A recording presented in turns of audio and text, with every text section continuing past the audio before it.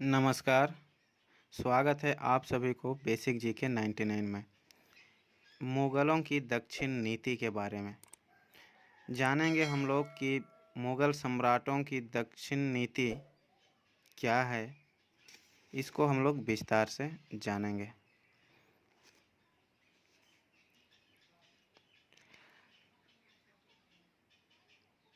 अकबर महान के शासनकाल से ही प्रायः सभी मुग़ल सम्राटों ने दक्षिण के संबंध में साम्राज्यवादी नीति अपनाई थी।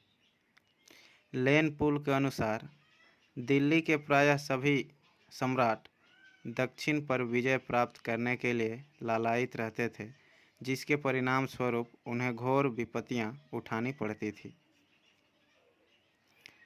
अकबर ने उत्तर भारत के विभिन्न राज्यों की विजय के पश्चात दक्षिण भारत के राज्यों की ओर ध्यान दिया। मुख्य रूप से इसके दो कारण थे। पहला, अकबर एक साम्राज्यवादी था और दक्षिण भारत को अपने साम्राज्य में मिलाना चाहता था।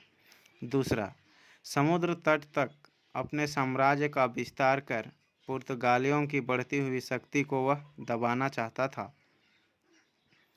उस समय दक्षिण में अहमदनगर, बीजापुर, गोलकुंडा और खानदेश नामक 4 राज्य बहमनी सल्तनत के अवशेषों पर बने हुए थे।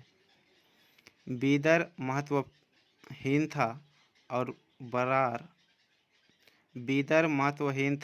बरार को अहमदनगर में 1575 ईस्वी में ही अपने राज्य में मिला लिया था। अकबर ने 1591 ईस्वी में इन चारों राज्यों में अपने राजदूत भेजकर उन सबको अपनी अधीनता स्वीकार करने को कहा, पर खानदेश छोड़कर किसी ने उसकी अधीनता स्वीकार नहीं की। अतः अकबर ने आक्रमण करने की योजना बनाई।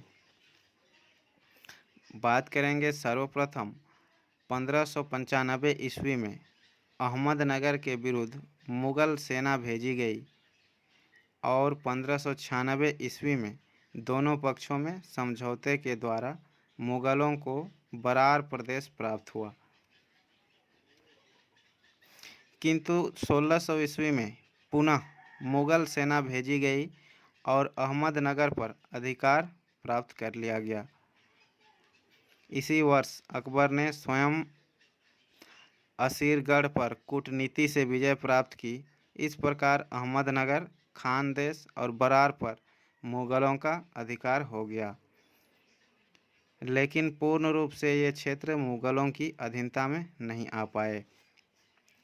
वहीं बात करेंगे जहांगीर के समय में अहमदनगर पुनः स्वतंत्र हो गया। उस समय वहाँ का सुयोग्य मंत्री मलिक अंबर था।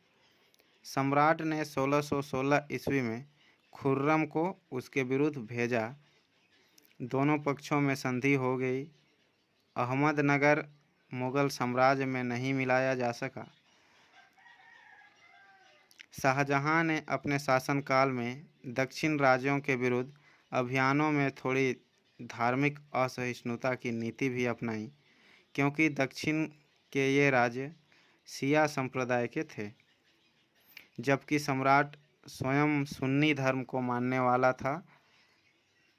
उसने कूटनीति से अहमदनगर के तत्कालीन मंत्री फतेह खां को अपनी ओर मिला लिया, जिसने 1632 ईस्वी में निजाम शाही सुल्तान को पदच्युत कर अहमदनगर को मुग़लों के हाथों सौंप दिया।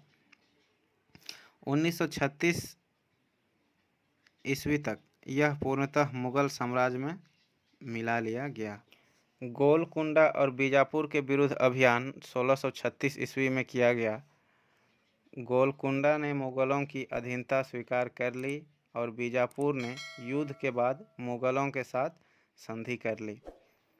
शाहजादा औरंगजेब दक्षिण में सूबेदार रहा। दक्षिण के बहुत बड़े भाग पर मुग़लों का अधिकार हो गया।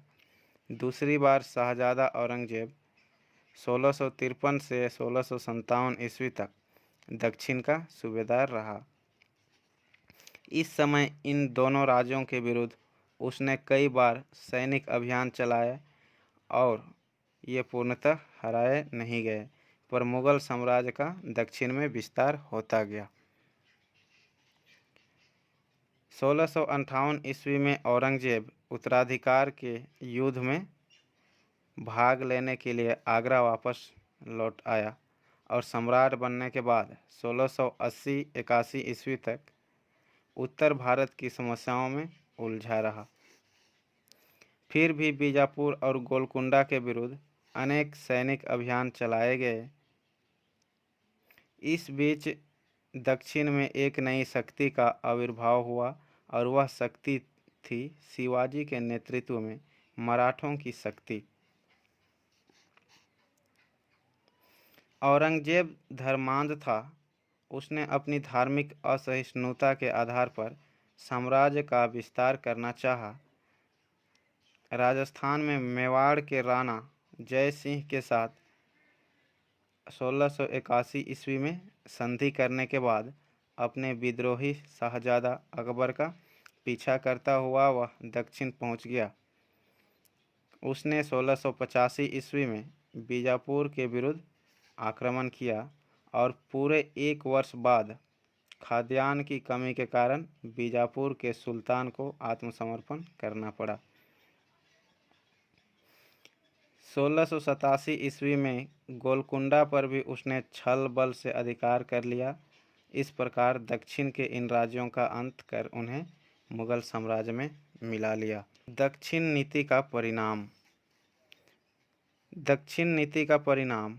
मुगल सम्राटों की दक्षिण नीति का परिणाम भले ही मुगल साम्राज्य के विस्तार की दृष्टि से ठीक हो, क्योंकि यह सम्राटों की महत्वाकांक्षा के अनुकूल था, किंतु विशेष औरंगजेब की दक्षिण नीति उसकी अदूरदर्शिता एवं राजनीतिक भूल ही थी।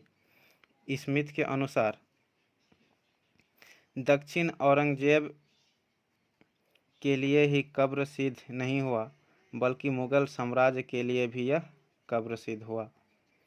औरंगजेब के दक्षिण नीति में वर्षों तक रहने के कारण उत्तर भारत में मुगल शासन व्यवस्था शिथिल पड़ गई। राजदूत, सिख, जाट आदि स्वतंत्र होने लगे। मुगल सूबेदारों की वफादारी भी पहले जैसे नहीं रह सकी।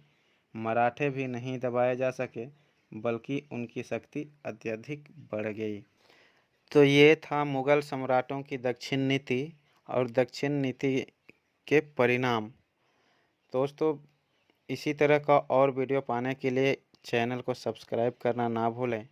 मिलते हैं अगले वीडियो में, तब तक के लिए जय हिंद।